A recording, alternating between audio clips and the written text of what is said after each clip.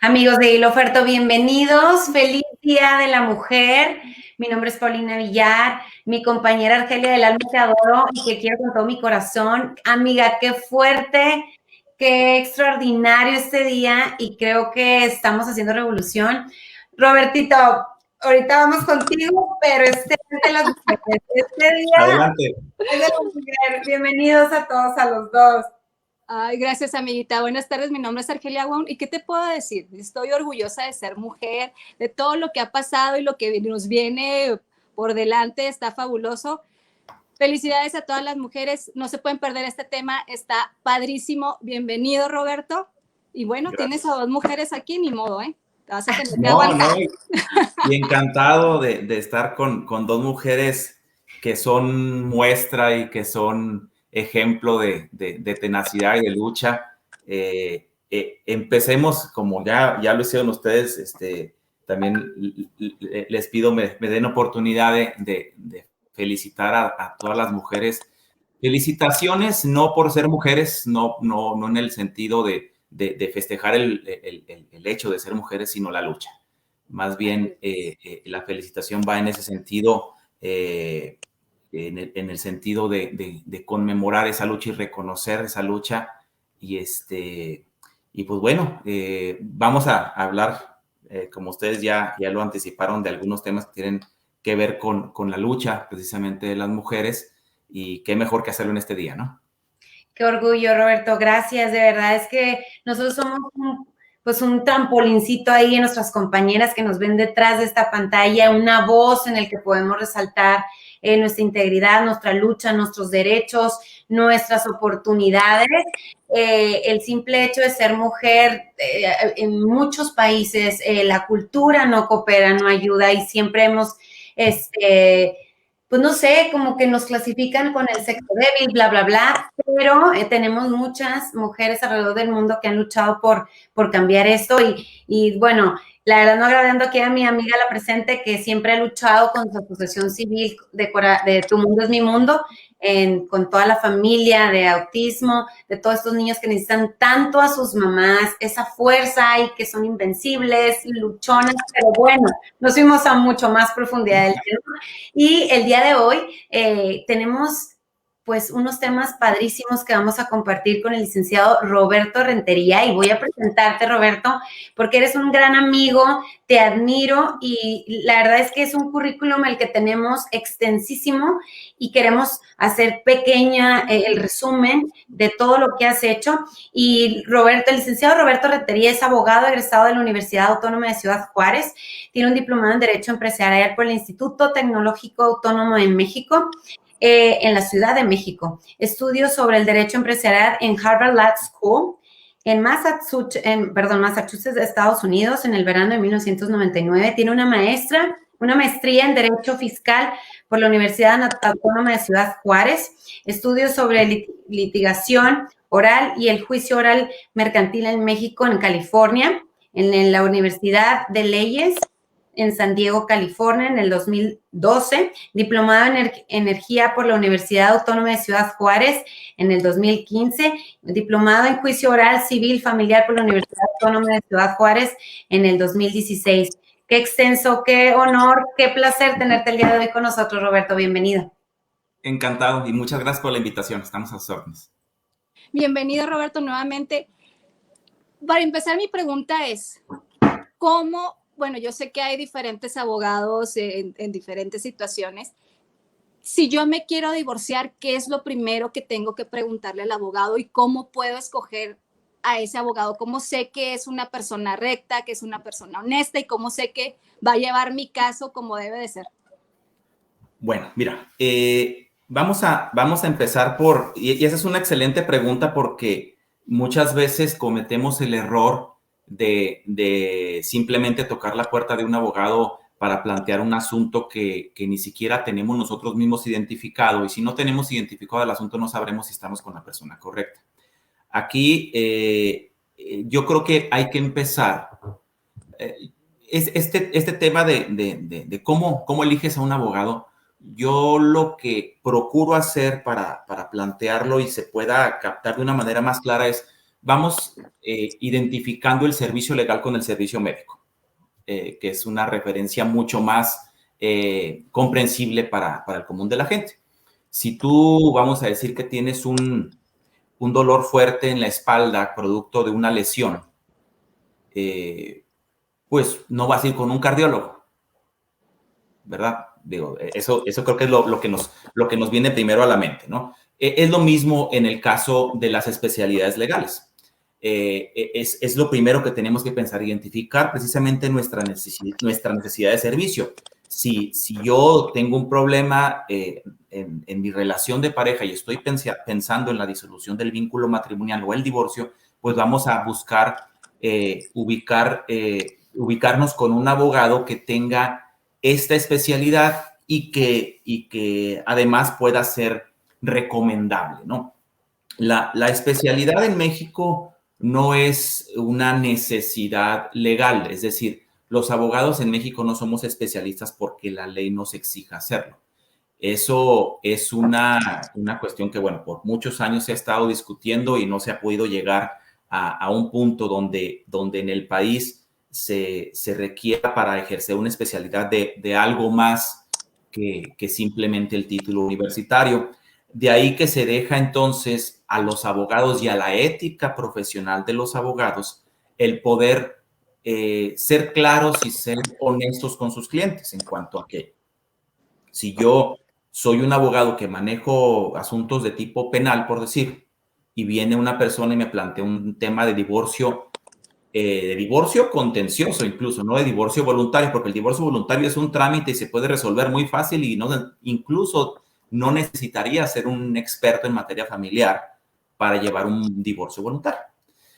Pero si es un tema ya de profundidad que involucra cuestiones incluso de guarda y custodia de niños, de pensiones alimenticias, de violencia familiar, este tipo de cuestiones que ya son más especializadas para abogados que manejan ese tipo de asuntos, entonces depende mucho del abogado ser honesto y decirle al cliente, no puedo manejar tu asunto porque esa ya no es mi área, ¿no?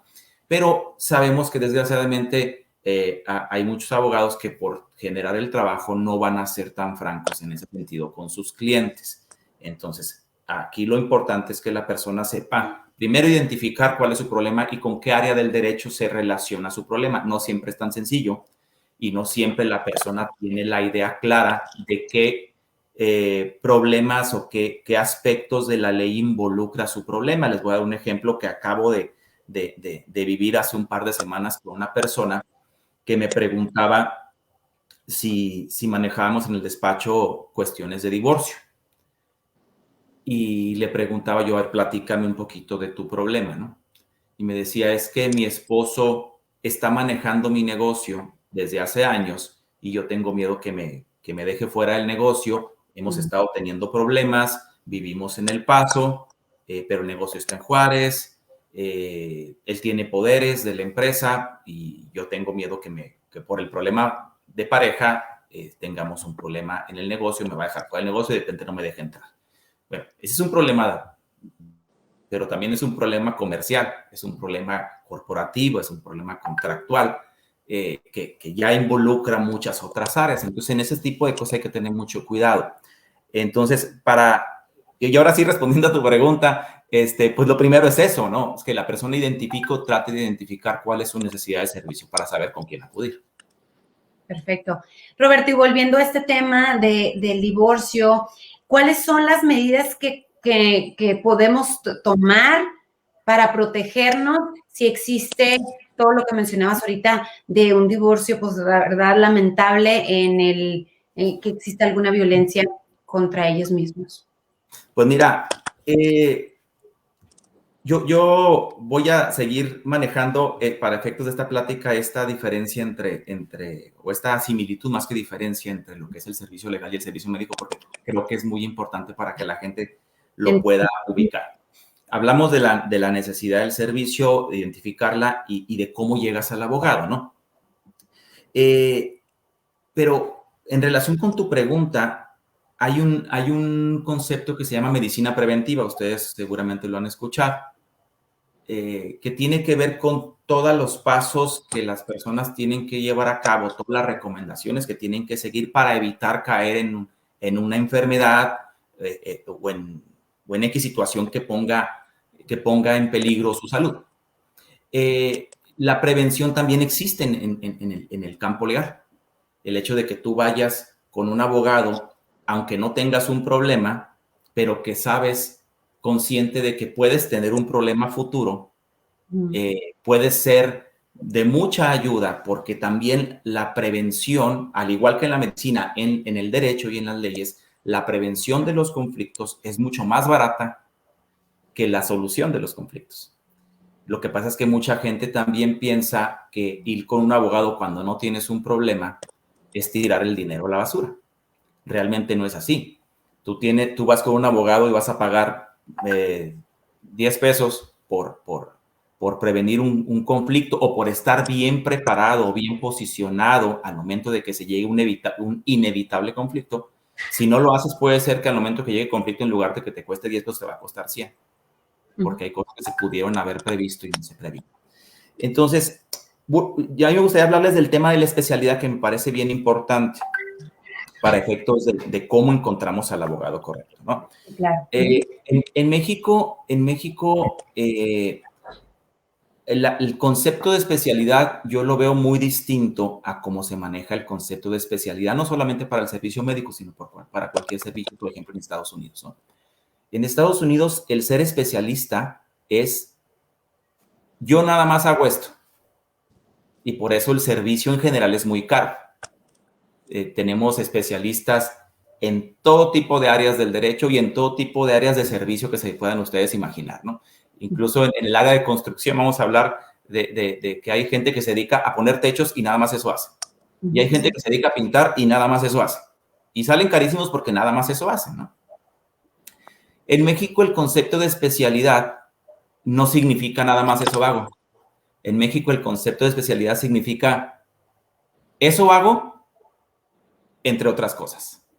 Entonces, ahí es donde pueden venirse los problemas en cuanto a los servicios fallidos, ¿no? O deficientes. En México se da mucho que hay abogados que se publicitan diciendo manejamos asuntos civiles, penales, mercantiles, laborales, amparos, bla, bla, bla, bla, hasta derecho intergaláctico, ¿no? Le ponen ahí a su publicidad. Y luego llegas al despacho del abogado y te das cuenta que es un localito de 50 metros cuadrados con su oficina y la recepción con su asistente, ¿no? Y puede haber despachos que manejen de todo tipo de asuntos legales, pero si son despachos unipersonales, va a ser imposible que eso sea una realidad. ¿Por qué? Pues porque el derecho es muy extenso. Entonces nada más te pones a pensar de todo lo que tendría que hacer ese abogado, ese único abogado, para manejar todo tipo de asuntos. Dices, bueno, para empezar no duerme, ¿no? Y aún no durmiendo no le va a alcanzar el tiempo, porque por decirles, en el caso de los especialistas en derecho laboral, los laboralistas generalmente se la pasan todo el día, o sea, toda la mañana de 8 o 9 de la mañana a 3 de la tarde en las juntas de conciliación. Y ahí ya perdieron la mitad del día, ¿no? Entonces es muy difícil. Yo creo que es del tipo de práctica legal más honesta que yo he visto en cuestión de especialidad, el derecho laboral, porque el laboralista pues, no se va a dedicar a otra cosa porque no le alcanza el tiempo para dedicarse a otra cosa, ¿no? Entonces la gente debe saber que si un abogado le dice que puede manejar todo tipo de asuntos y su despacho es pequeño, pues bueno, realmente le puede estar contando mentiras, ¿no? Ahora, las recomendaciones también son bien importantes, pero hay que tener cuidado con ellas. Era lo que te iba a preguntar, porque a veces le platicamos a la amiga, oye, fíjate que tengo problemitas en esto. No, hombre, tengo un abogado súper bien que la amiga de la sobrina le ayudó en esto y a ti te puede ayudar. Porque, sí, como dices tú, es un todólogo. Exacto, fíjate, me ha tocado escuchar comentarios oye, ve con este abogado. A mí me divorció, pero el problema de la persona no es un problema familiar, es un problema fiscal. Entonces, en ese sentido hay que tener mucho cuidado. Ahora, una cosa que pasa muy seguido, ¿no?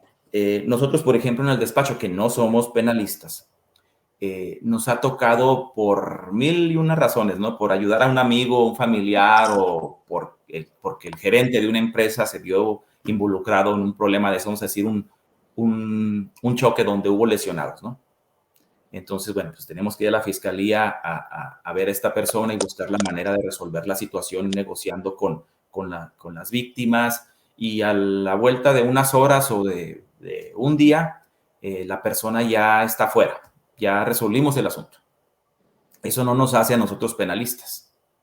Fuimos a hacer un trámite que se resolvió en la fiscalía y que de alguna manera cualquier abogado con una capacidad mínima puede resolver, pero eso no tiene nada que ver con la especialidad, y entonces ahí la gente también se equivoca cuando dice, pues es que es penalista porque me sacó una vez de la cárcel cuando choqué. No realmente. Entonces, cuando buscas la recomendación, tiene que ser una recomendación que sea acorde con la situación, con el problema que tú tienes o con la necesidad de servicio que tú tienes, ¿no? Oye, Roberto, por ejemplo, llegamos con esa persona que nos recomendaron, y para poder saber si esa persona va a llevar mi caso, ¿qué preguntas les tengo que hacer? O sea, ¿cuál es la pregunta así esencial, o las preguntas que dices, no, ¿sabe qué? Este abogado se me hace que no me va a funcionar? Ajá. Mira, a veces a los abogados de repente no les gusta que los cuestionen, y hay unos que son muy celosos de eso. Ya es una cuestión personal, ¿no? Es una cuestión de cada quien. Pero yo creo que no tiene nada de malo primero, que investigues sin necesidad de pedirle permiso al abogado, ¿no? Pues ahí están las redes sociales, ahí está el Google, tú puedes buscar referencias de la persona, aunque la persona no te dé autorización. Bueno, pues hay información pública en Internet. Eso te puede dar una referencia, además de la referencia que hayas tenido de amigos, de familiares, de socios de negocio, etcétera, sobre esa persona. Incluso llegas al despacho del abogado, que siempre es bueno ir a visitar al abogado a su despacho, porque eso te da una idea de más o menos cómo está su estructura. Y preguntarle, pues directamente, cuántos asuntos como estos ha usted manejado, ¿no?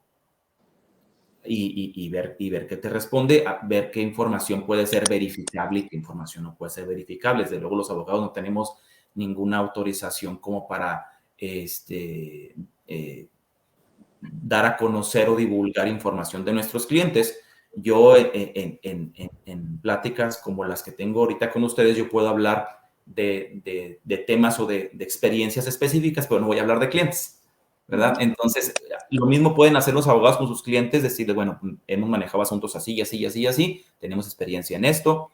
Lo que es bien importante, al momento en que el cliente decide que esa es la persona que debe hacerse debe hacerse cargo de su asunto, de su tema legal, en ese momento la confianza es bien importante. Porque me ha tocado ver, y esto es una llamada de atención para los clientes, me ha tocado ver que muchas veces el abogado no es claro con su cliente en función de la estrategia que hay que seguir. Y muchas veces es muy fácil detectar cuando el abogado está actuando conforme a lo que su cliente quiere que haga. No es lo mismo que uno como abogado le pregunta al cliente, bueno, ¿y qué es lo que quieres? Realmente, porque llegas con un problemota y se lo planteas al abogado, pero el abogado te puede decir, bueno, mira, podemos hacer esto, o podemos hacer esto, o podemos hacer esto. Hay un problema, vamos a decir, entre socios de una empresa. Bueno, puedes demandar a tus socios porque están administrando mal el negocio, quieres pedirles cuentas, quieres que te paguen dividendos, te quieres salir de la empresa, quieres cobrarles una deuda que te deben por el manejo de la empresa, porque le prestaste dinero a la empresa y no te lo han pagado. ¿Qué es lo que quieres, no? Entonces, ahí el cliente tiene que definir exactamente qué es lo que quiere. Pero muchas veces, en el momento en que se ejecuta la estrategia, el abogado comete muchos errores que son producto de la molestia del cliente plasmada en los documentos. No saben ustedes la de ocasiones que nosotros nos hemos encontrado que la contraparte, el abogado de la contraparte nos hace el gran favor de liberarnos de cargas probatorias, de confesar cosas que no debieron confesar. ¿Por qué? Porque están planteando en sus reclamaciones el sentir del cliente, que no es necesariamente la estrategia legal adecuada. Entonces, ahí es importante, primero, que el abogado sea firme con su cliente y le diga, bueno, si me estás contratando, ya sé lo que quieres, déjame a mí trabajar en lo que tú quieres. Y no que el abogado, y no que el cliente diga, no, pues ponle esto a la demanda, y ponle esto, y es que me dijo esto, y dile al juez que me tiene que pedir disculpas por esto que hizo. Y muchas veces yo a veces me imagino en casos así, que el abogado está escribiendo lo que le dice el cliente, entonces eso no es bueno ni para el abogado ni para el cliente, porque eventualmente el cliente va a pedir cuentas, le va a pedir al abogado que le rinda cuentas del asunto, y el abogado no le puede decir, es que usted me dijo que pusiera eso. Oiga, pues usted es el abogado, usted debió decirme que eso no me convenía, ¿no?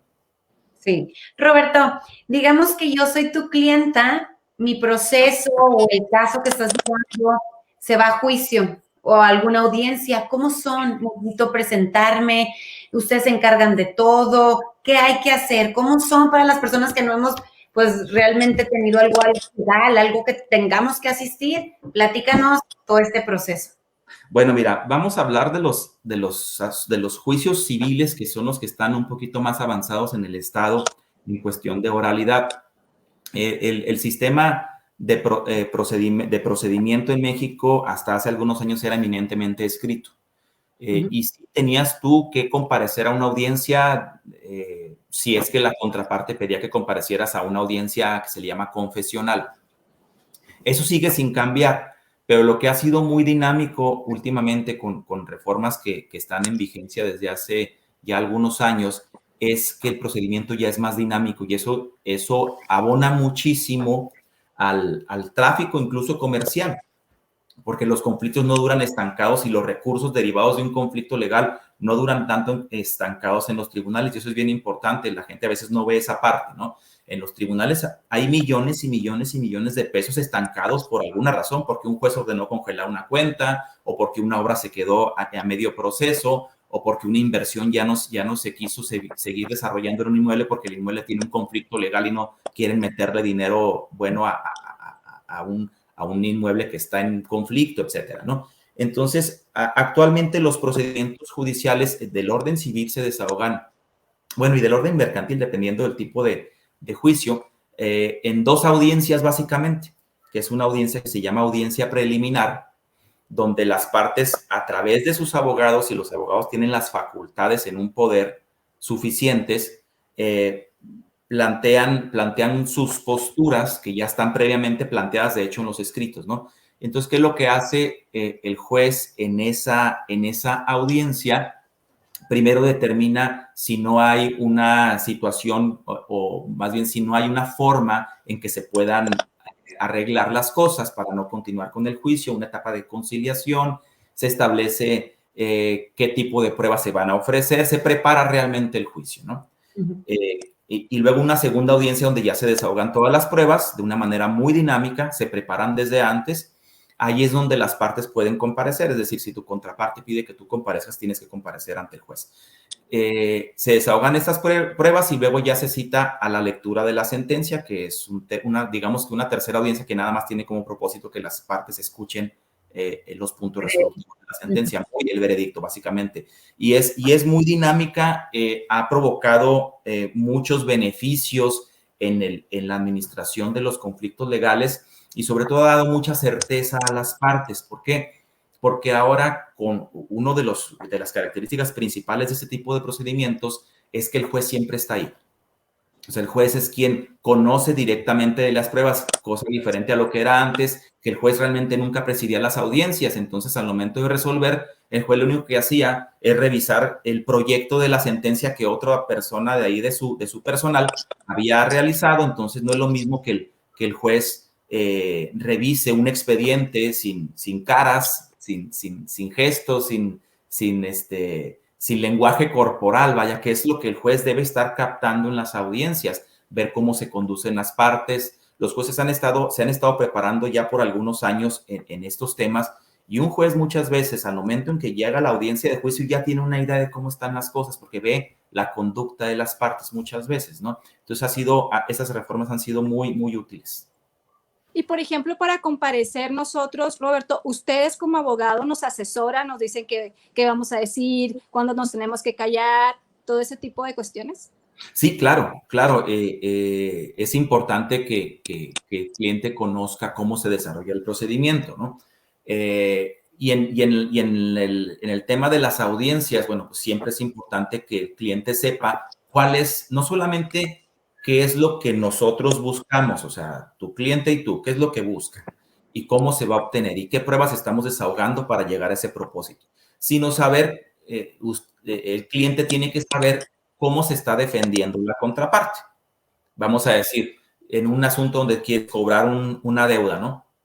Entonces, ha habido varias operaciones entre las partes y el acreedor, que es tu cliente, te entrega un documento y te dice, esta es la deuda que no me han pagado.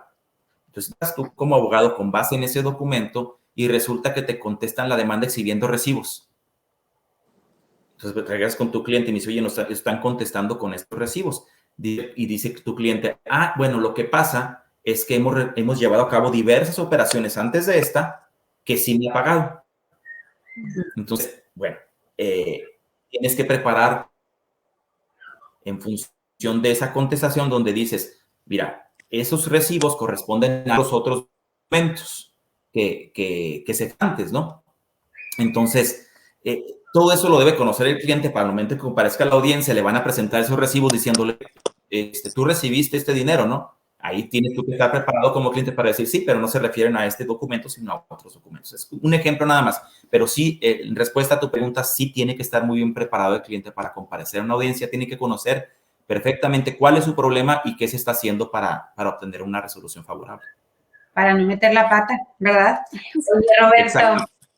Platícanos, este tema, la verdad, desconocemos mucho todo lo del proceso de divorcio. Ahorita, no sé, se divorcian en no sé cuántas horas después de que se casaron, etcétera. Pero este tema que quisiste compartirnos el día de hoy es muy interesante y es la compensación económica por el trabajo del cónyuge en el hogar. ¿Nos podrías platicar de qué se trata, cómo funciona, quiénes son los beneficiarios? Claro, mira, este tema y sobre todo es muy adecuado para la fecha. Uh-huh. Es un tema que está muy poco explorado a pesar de que ya tiene más de una década que existe. Y bueno, ojalá y estos comentarios que hagamos y otros que hagamos más adelante y otros que hagan ustedes más adelante provoquen que lleguemos a que se ajuste la ley en nuestro estado para que se reconozca este derecho. Hace más de 10 años, la Suprema Corte de Justicia de la Nación emitió una jurisprudencia donde creaba una figura que no existía antes, que se llama el derecho a la compensación económica por el trabajo del cónyuge en el hogar. Algo así. No la bautizó así la estoy bautizando yo, pero eso es en esencia, ¿no? De eso se trata. Para poder entender qué es esto, vamos empezando por recordar que cuando la gente en México se casa, hay dos, la pareja tiene la opción de establecer en un convenio cómo quieren repartir sus bienes, porque cuando te casas, pues hay una comunión, formas una familia y en esa familia pues entran valores, acuerdos de todo tipo, incluyendo temas económicos, temas de adquisición de bienes que son inevitables. ¿Qué es lo que sucede? Que pues romanticismo natural del matrimonio y de los preparativos para el matrimonio, la pareja jamás habla de los bienes, jamás habla de lo económico porque piensan que eso es muy poco romántico, ¿no? Y generalmente llegan a casarse al registro civil. Entonces, ya creo que ya ni siquiera les preguntan, oiga, traen capitulaciones matrimoniales, que así se llama este acuerdo de voluntades de cómo se van a repartir o distribuir los bienes durante el matrimonio, que esa debiera ser la regla general. Finalmente se aplican las excepciones que se convierten en regla. ¿Cuáles son las excepciones? Bueno, pues melón o sandía. ¿Te vas a casar por separación de bienes o te vas a casar por sociedad conyugal? ¿Qué es una y qué es la otra? La sociedad conyugal es una copropiedad que nace a raíz del matrimonio sobre todos los bienes que se adquieran a partir del mismo y básicamente es 50-50, la mitad para cada uno, independientemente a nombre de quién estén los bienes. La otra es la separación de bienes, que significa que todo lo que adquiera cualquiera de las dos personas durante el matrimonio esté a su nombre, va a seguir a su nombre y es 100% de su propiedad, como si no estuvieran casados, en pocas palabras, ¿no? Entonces, esta figura de la compensación económica se genera para resolver aquellos conflictos de divorcio que se dan entre parejas casados por separación de bienes, en los cuales uno de los dos cónyuges, generalmente la mujer, se ha dedicado a las labores del hogar y del cuidado de los hijos preponderantemente, lo cual le ha provocado una situación de desequilibrio respecto a las oportunidades de trabajo y de negocio que tuvo su pareja, que sí estuvo de lleno en el mercado laboral, generando un patrimonio, ¿no?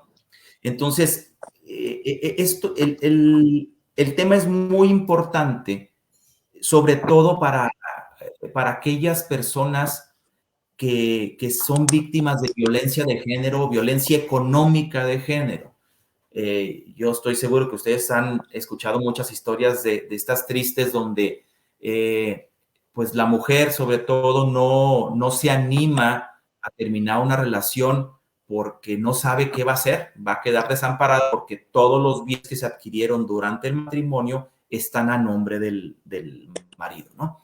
Entonces, esta figura de compensación se crea precisamente para equilibrar la situación económica. No, la intención no es repartir a mitad a favor de la persona que ha estado a cargo de la familia, en pocas palabras, que lleva adaptadas la casa y los hijos, para que no se generen estas situaciones de desigualdad. Ahora, Roberto, a mí ¿qué como se necesita? Mujer, Sí. perdón, te iba a preguntar, a mí como mujer, tengo 25 años de casada, esos 25 años no trabajé y como dices tú, tengo una violencia económica de mi esposo todos los días y que si me dejas, ¿qué vas a hacer? Y que no te va a tocar nada, no te voy a dar nada. ¿Cómo me protege a mí la ley para poder decidirme yo dejar a mi esposo? Ok.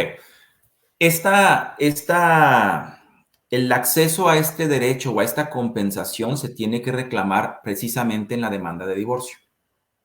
Entonces, tu divorcio por la razón que sea, o incluso puede ser un divorcio encausado, es decir, sin causa específica que puedas probar. Aquí es importante también mencionarlo, o sea, esas frases de que jamás te daré el divorcio son frases de telenovela y ahí se tienen que quedar, ¿no? Porque un divorcio bajo esas condiciones, es decir, que requiera forzosamente la autorización del otro cónyuge, bueno, pues ya no es divorcio, ya es esclavitud, ¿no? O sea, ya no es matrimonio, es esclavitud. El divorcio finalmente, al igual que el matrimonio, tiene que ser un acto voluntario, ¿no? Puedes quedarte en una relación si no quieres. Entonces, lo solicitas en la demanda de divorcio. ¿Qué es lo que tienes que probar básicamente, no? Pues que tú como cónyuge estuviste dedicada preponderantemente a las labores del hogar y en su caso a los cuidados, al cuidado de los hijos. Entonces, ¿qué provoca esto? Y es una consecuencia, pues que no hayas tenido tú el acceso a oportunidades de desarrollo profesional y laboral como si las tuvo tu cónyuge, quien no estuvo con la misma intensidad dedicado a las labores del hogar y del cuidado de los hijos. Entonces, son cuestiones que no son realmente nada difíciles de probar en una situación donde realmente se dan estas circunstancias, ¿no? Entonces, ¿en qué consiste la compensación? La compensación consiste en hasta el 50% de los bienes que estén a nombre del otro cónyuge. Entonces, si se fijan, pues realmente la compensación puede llegar al extremo de convertir, para efectos de esto, una separación de bienes en una sociedad conyugal. Y por ejemplo, Esta compensación puede llegar hasta ahí. Hasta donde lo realizaron ellos, ¿verdad? A partir del divorcio ya olvídate de esa compensación, ¿cierto? A ver, perdón, ¿me puedes repetir la pregunta? O sea, me refiero que todo lo que se logró durante el matrimonio sería el 50% si es el caso. A partir del divorcio ya no hay, por ejemplo, en un futuro en el que no, sabes que se me olvidó que también, o sea, no hay ¿cómo te podría, no sé cómo poderlo explicar? Que en un futuro esta persona divorciada no pueda cambiar esos derechos en un futuro. ¿Me explico? Bueno, mira, después de la sentencia, que el juez determine esta compensación, difícilmente se va a poder hacer algo ya después. Por eso es bien importante la labor que desarrolle tu abogado, porque durante el juicio, obviamente un elemento básico para llegar a esta determinación es que tú acredites que tu pareja tiene bienes y qué bienes son esos. O sea, la decisión del juez debe de estar centrada no nada más en decir 50, hasta el 50% de todo lo que está en nombre de él. Bueno, pues sí, pero lo mejor sería que durante el juicio acredites qué bienes son esos, ¿no? Para que ya estén identificados. Entonces ya esta persona no va a poder utilizarlos o venderlos o donarlos o lo que sea, ¿no? Pero sí, es importante sí tomar en consideración que al momento de que el divorcio se declara, todos los bienes que se han adquirido hasta ese momento, sobre ellos aplicará la compensación. Roberto, y por ejemplo, si te casas por bienes mancomunados, ¿entran en el caso de divorcio herencias o cosas del pasado antes de casarse? No. Tanto lo que es el régimen de sociedad conyugal que mencionas, como el de separación de bienes, son a partir del matrimonio. O sea, de hecho, en el caso de las herencias, aún durante o mientras dura el matrimonio, no entran a la sociedad conyugal. Son los bienes que se generan por la pareja como producto de su trabajo, de su esfuerzo durante el matrimonio. Si durante el matrimonio resulta que uno de los dos se sacó la lotería, eso no entra en la sociedad conyugal. Ay, tampoco, no, así es. Roberto, y bueno, tampoco entran entonces deudas, o ahí sí entran las deudas. Las deudas sí entran. El patrimonio, no nos conviene a mí. El patrimonio, acuérdense que se forma por activos y pasivos. Okay. Entonces, en la sociedad conyugal, los bienes son de ambos al 50% y las deudas son de ambos. Oye, Roberto, algo que quería platicarte y que nos sacaras de dudas, porque nosotros pues que vivimos en la frontera, tenemos el acceso de poder hacer el matrimonio en El Paso, Texas, y también casarnos por Juárez si nos conviene esa parte. ¿Cómo funciona ahí el proceso legal en dado caso que se haya realizado el matrimonio o se haya casado por ambos países? Pues ahora sí, ¿por qué lado busco el abogado? ¿El gringo o el mexicano? ¿O si él está en Juárez, yo me quedo en El Paso? ¿Qué onda con eso? Bueno, primero déjenme decirles que el matrimonio es una institución universal. Ustedes se pueden ir a casar ante la fe de Elvis Presley en Las Vegas. Y ese matrimonio va a ser válido en todo el planeta. Entonces, no se vale casarse 2 veces, aunque sea en 2 países distintos. El matrimonio tiene validez en todos lados, al igual que lo tiene el divorcio. Tampoco significa que si te casaste en Estados Unidos te tengas que divorciar en Estados Unidos. Te puedes divorciar en México si las condiciones, si se reúnen ciertos requisitos, sobre todo si el divorcio es voluntario o no es voluntario. Hay muchas variantes en ese sentido, ¿no? Pero lo que sí es un hecho es que puedes verte ante la disyuntiva de que, bueno, me divorcio en México o me divorcio en Estados Unidos. Pueden los jueces de uno y otro lado ser competentes incluso para conocer de un juicio de divorcio, porque el juez de Estados Unidos va a checar cierta información que le haga que justifique su intervención, por ejemplo, que una de las personas viva en El Paso, ¿no? Y la otra, aunque la otra no. Y el juez de México puede hacer referencia a otras circunstancias que generen como el hecho de que el domicilio conyugal está aquí, aunque tiene un departamento en El Paso, su casa está aquí, etcétera, ¿no? Y ya va a depender mucho de, pues, insisto, qué es lo que quiere el cliente, ¿no? Oye, Roberto, y en el caso de divorcio, ¿cómo protege la ley a nuestros hijos? Que ese es un tema bien importante porque muchas veces, bueno, lo hemos visto desgraciadamente, en quien menos se piensa es en los hijos, de repente, ¿no?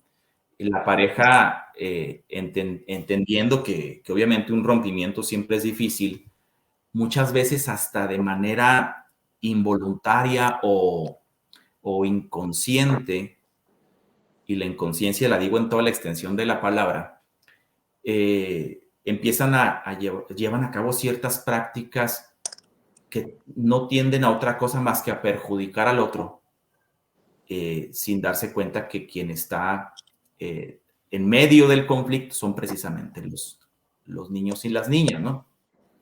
Afortunadamente ha habido mucho avance, no solamente en materia de derecho nacional, sino en cuestión de tratados internacionales, de los cuales se han derivado reformas legislativas de protección exclusiva a los derechos de las niñas, niños y adolescentes. Y eso aplica desde luego a casos de separación. Mira, por ejemplo, una creencia que desde siempre se ha tenido en las parejas, ¿no? Es que yo tengo el derecho a ver a mis hijos. Y es cierto. Pero como lo ven los jueces y como lo ve la ley, no tanto es tu derecho. Es el derecho del niño, es el derecho de la niña a vivir en un ambiente sano, a convivir con sus padres. Entonces, muchas veces, repito, la mamá dice, pues es que si no me paga la manutención, no lo voy a dejar que lo vea. Bueno, tenemos que entender que esa no es una decisión de los padres, ni del papá el dejar de sostener a sus hijos, ni de la mamá de impedir que el papá vea al hijo. Son derechos de los niños. Y eso es algo que tenemos que empezar a entender. Nosotros como padres tenemos la obligación de mantener a nuestros hijos libres de estos conflictos que son de los padres y no vamos a ser los conflictos de los hijos, ¿no? Roberto, ¿y quién se queda con todo el uso y el disfruto de la vivienda familiar? Ahí, aunque no haya alguien en el que, yo creo que siempre decimos, pues el que se tiene que ir es el hombre, pero aquí en cuestión legal, ¿cómo procede este tema? Fíjate que no hay reglas, y qué bueno que no las hay, digamos que fijas o firmes en esto. El derecho familiar es muy adaptable a las situaciones. ¿Cómo les digo esto? Mira, finalmente todo gira alrededor de los hijos y así debe ser. Entonces, voy a darles un ejemplo reciente. En un divorcio, la esposa no quería que el hijo conviviera con el papá, o sea, que pasara la noche con él, porque el papá no tenía una casa propia. Por orden del juez, la casa se la quedó la señora hasta que el niño cumpliera la mayoría de edad o tuviera un modo honesto de vivir. Entonces el papá se tuvo que mover. Entonces dice la señora, pues que yo no quiero sí quiero que lo vea aquí, que lo lleve y lo traiga, pero yo no sé dónde vive, en qué ambiente está, etcétera, ¿no? Finalmente, el juez resolvió que el derecho del niño a estar con su papá un fin de semana, pues eso no se puede violentar.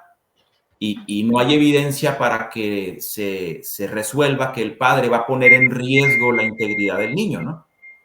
Entonces, te digo, o sea, finalmente todo va a girar en torno al bienestar, a la seguridad y a los derechos de los niños. No hay realmente, como antes era, que los niños de tal edad van para acá, estos van para acá. ya no son tan cuadradas así las reglas, y qué bueno que no lo son, porque cada caso es muy distinto a otros. Roberto, por ejemplo, volviendo otra vez a los niños, ¿qué pasa cuando ya dictan la sentencia del divorcio? Va a ser tanto para los niños y el esposo nada más por sus pantalones dice, no, pues no voy a dejar de trabajar y no le voy a dar nada a esta vieja porque, o sea, pues siempre nadie sabe con quién, no sabemos con quién nos casamos, pero no con quién nos divorciamos. Entonces dices, no le voy a dar nada a esta vieja y pues la llevan los niños. Sí, desgraciadamente son casos muy, muy tristes y que se dan todos los días, ¿no? Finalmente, lo que debemos saber es que la obligación de proporcionar alimentos, como se le dice legalmente, que el alimentos involucra precisamente alimentación, vestido, medicamentos, atención médica en caso de enfermedad, educación, etcétera, ¿no? El incumplimiento de las obligaciones por parte de quienes deben cumplirlas, los padres en específico, puede llegar a ser delito.